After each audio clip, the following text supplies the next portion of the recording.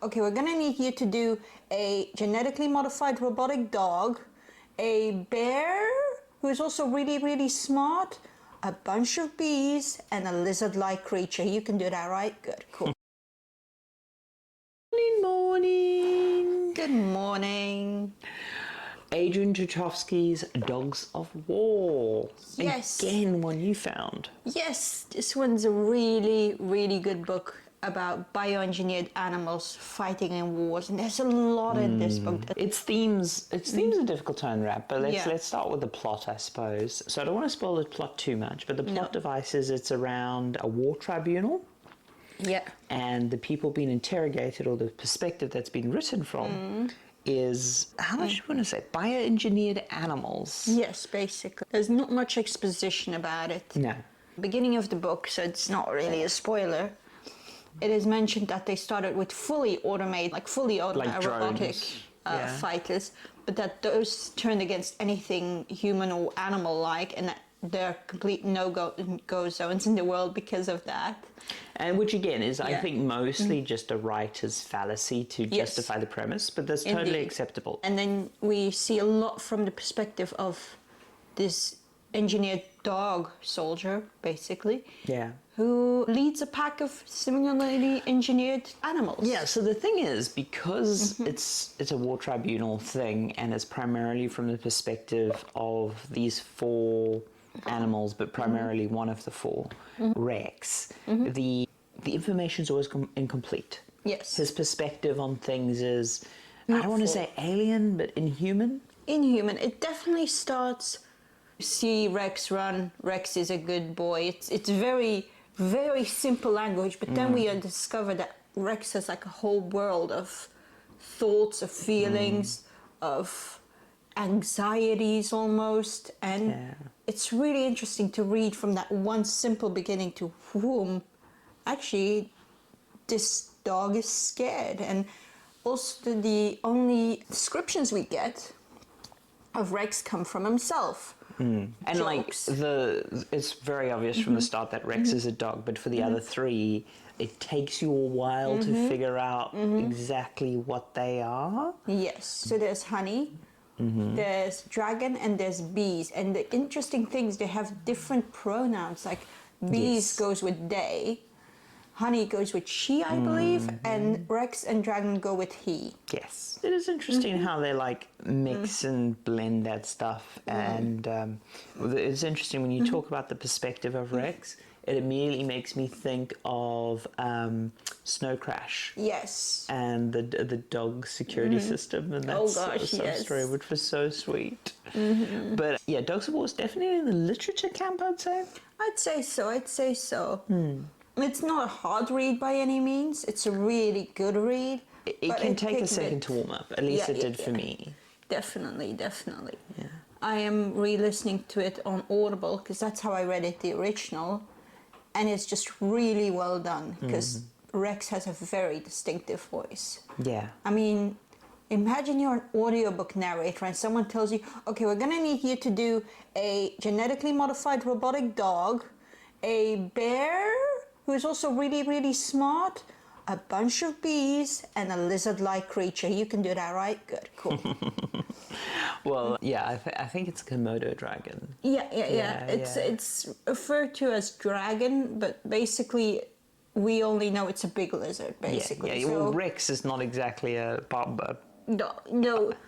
biologist. No, and there's also good mention that these creatures have really been altered from their original form. Like, I think Rex at some point is described as about 7 feet tall. Yes. Which would make him almost a dire wolf kind of size. Yeah. But it's an interesting contrast, because I know, like, just last week we were speaking about Murderbot and about this inhuman robotic perspective. But then you have this primordial intelligence that's been leveled up kind of thing, like in the sense of not primordial, primal intelligence that's been leveled up. Yeah, because Rex has a feedback chip, and basically all that does is say good boy, bad dog. So it's really simple that way. Good writer. Feedback is not a complicated concept. Yeah, But for example, it's just really funny how simple they made it, even for this like 7-foot, almost robotic, guns on his shoulder dog. It's a good dog. I don't know. I feel like you could take an average human, like in a war scenario, even like Yes, like an office job scenario, and go like, "Good millennial." this is another thing that is kind of one of the themes of the book. They are basically not seen as human soldiers, but they're also not seen as machines, kind of like Murderbot. But anyway, it's also, they do things that a human probably would not do. So I think it comes down to the good boy, bad boy thing, because the Yes. feedback chip is ultimately controlled by their handler, but their handler is not necessarily a good boy. Yeah. Or it gets complicated. But basically, there's a reason for the war tribunal. Yes. And while a lot of the themes are around this intelligence, a secondary theme, or maybe the main theme, depending how you think about it, is sort of acts of war and Yes. what's acceptable and unacceptable. And It literally opens up with a war crime. yeah, but you don't know it's a war crime at the time. True, you only have the animal's doubts. Yeah. And so that's the like that's an interesting question as a war becomes more automated. But yeah, so like There's also the question of Rex's voice. it's really interesting because again, you know, I know we touched on it last week with Murderbot and like enslaving robots, but these are very much enslaved animals. Yes. But then at the same side, there's some characters who treat them as pets. Yes. And so there's this weird. There's a lot of. The writer actively plays on a lot of preconceptions that you have. Yeah. And just like pokes at it. As I say, it's definitely more in the literature camp. Oh, definitely. There's so many good questions, good themes being explored. Things like war, things like animal abuse. Well, no, not quite animal abuse. No, animal abuse. I would say that like if you're sensitive to that, it's not prevalent in the series, and I didn't find it triggering. But it's there. You know, There are animals getting hurt. Well, like not all the humans treat them well. No, exactly. Some humans do. How humans treat them is also a really big part of this, because at the end of this, Honey, the bear creature, actually becomes a scientist because she is actually really, really intelligent. Rex always describes her as smarter than him, but she runs around almost like Paddington Bear in a silly coat and a hat with a flower on it, because she knows the humans will be scared of her if she doesn't have that silly persona going. That's a whole thing to unpack. Oh, but so good. Presenting in comedic ways. I mean, like, again, looking at the history of oppression and then, like, the various... It's so often the case that, like, minorities, and not just racial minorities, but for instance the gay community, your first exposure to the gay community was probably through comedy, if you're like a Gen Xer or whatever, and then it's like, oh, we're harmless little stereotypes, and then you go through the like complex revisions as you try to like make yourself acceptable to society, and she's very solidly still in like the minstrel comedy thing to try to disarm people. Yes, exactly. Especially because she was designed for war. She's probably been made even bigger than a normal bear, bigger teeth, claws, that kind of thing. So she has thoughts about this. She literally creates strategies for this. Yeah, no, it's very upsetting. Yeah, it's a good book. And Bees is one of the most interesting characters ever. They are so Hive cool. minds. A hive mind is so amazing. Hive minds terrify me. They do, because like most of the communication from bees, which is basically a swarm of bees. It's also just like the way distributed thinking is a very difficult concept to even just grasp. Yeah, indeed, because there's not like one leader. It's basically hive mind, which is Well, no, it's imagine like. So I come at this like having done a lot of network programming and stuff. I come from this like the land of physics, right? Like one of my favorite jokes is this. I won't go into it; it's too long. But the thing is, imagine you stub your toe and you find out 2 seconds later. Oh, right. Yeah. Like already stubbing your toe takes your brain like half a second to register because like your neural system's not as fast as people think. No. But at the same time now, like imagine that, like that delay, and then imagine there's no sort of centralized control structure, and it's like and then you've got the weirdness of like, well, what if the swarm gets split up, you know? And then reintegration becomes a whole nother concept. This is sort of touched on in Star Trek with the Borg sometimes, but yeah, no. Well, it's also sometimes touched on in sci-fi stories where you clone a character and then you have to because Star Trek's done that multiple times. The holodeck, man. The holodeck. But just the holodeck. There's been ways where it's like, but how often is it the holodeck? It's very often the holodeck. Anyway, the Dogs of War, it's definitely, it's a good read. It definitely is. I would approach it if you want something a bit beefier. I wouldn't call it a light read. It is not. It really engages your brain. It makes you think about war. It also doesn't stop and explain things. It basically just mentions in passing. Like, as I say, it's in the literature camp, which means that you are going to be given homework as you read it, so to speak, to really unpack all of its value, which is good, right? We need stuff that stretches us.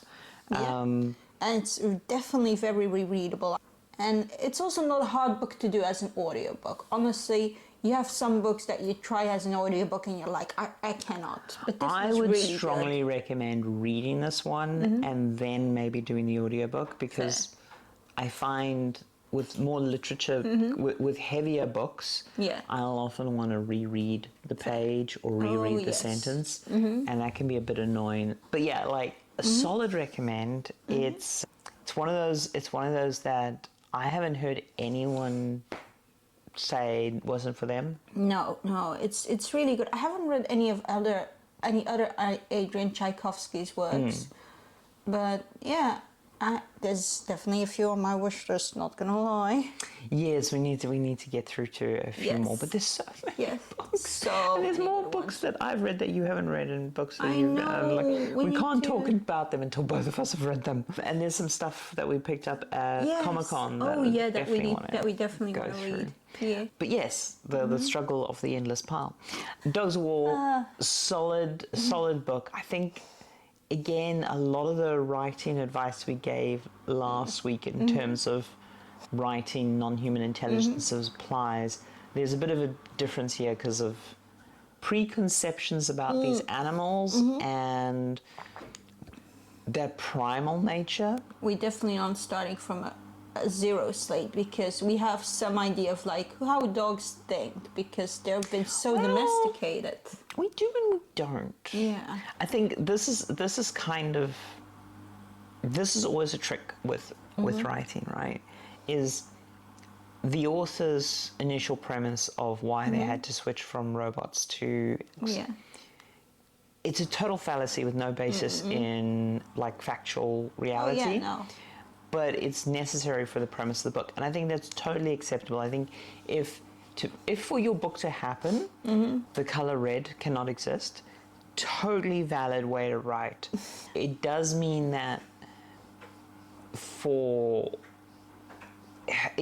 there's a certain set of concepts in this book that don't actually translate out of it. When we use things like this, it doesn't always need to be correct as per the universe. It just needs to be correct as per what the humans that are reading this are thinking. Yeah, but I think that was kind of my point, is that it's totally valid as a writer to do that, but I think there is a lot of conjecture about primal intelligence. Yes. Like, I'm not comfortable fully with how the animal intelligences are necessarily represented, as they're more how culturally they're portrayed. Okay, I get what you mean. So, like, the classic one is the Paddington Bear example. Yes. Right? I think that's part of why Bear goes the way Bear does, right? And the dragon example, similar, and the Rex, right? The whole good boy thing, right? we have very little evidence that shows that that's how dogs think. Like, we know about like loyalty, and we do have research into sort of canine behavior, but there's a lot of conjecture there, and I think it's a good thing when writers play on like how we culturally have shorthanded things. I mean, we talked about this a bit with Gaiman, but it doesn't necessarily mean it's a correct way of thinking. But it's also interesting the animals chosen, because they can be very scary, but they're also very common enough that people know what they look like, what to expect of them.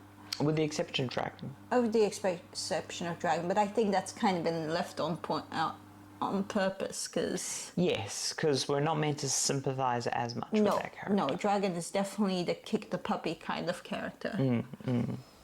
Yeah, that's basically what we wanted to say.